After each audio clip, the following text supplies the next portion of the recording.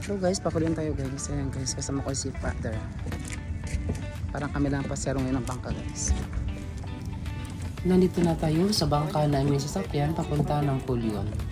Ang bangka na ito ay pwede nyo kontakin pauwi ng Coron kapag wala kayong masakyan. Ito ay nasa 6 seaters times 450 per passenger.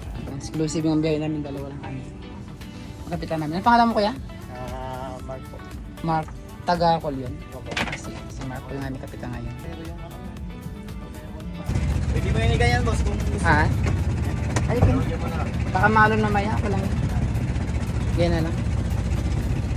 Tapos naka-ready ako. Ayan mga lods, pahapon na nang kami ay umalis sa boulevard ng Coron. Dito kami dumaan sa looban sa isla ng Sanga. Kapag ganitong mga oras, karaniwan ang mga bangka ay ating nasasalubong mula sa bayan ng Culion, Palawan.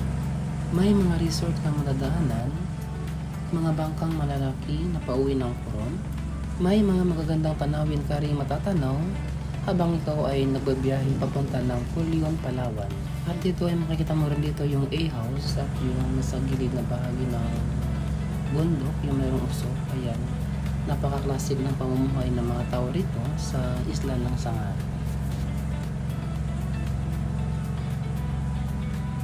At ito mga lods, napaka-peaceful ng lugar na ito. Ito ay nasa dulong bahagi na ng Sangat Island. Napasok na ito ng Culion, Palawan.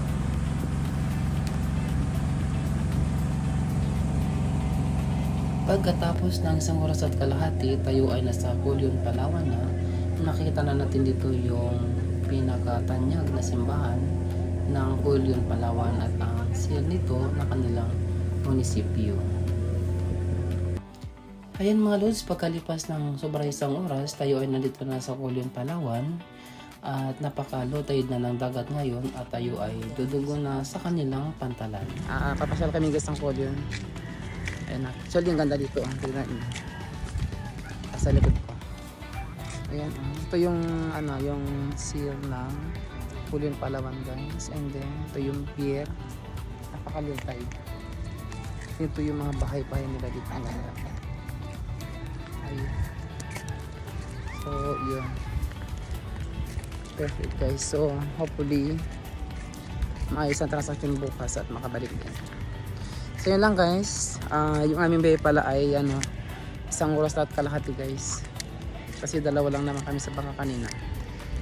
At kalmada yung panahon kanina guys. Okay, hanggang sa muli guys. Maraming salamat sa inyong panonood guys. Bye bye and ingat lagi.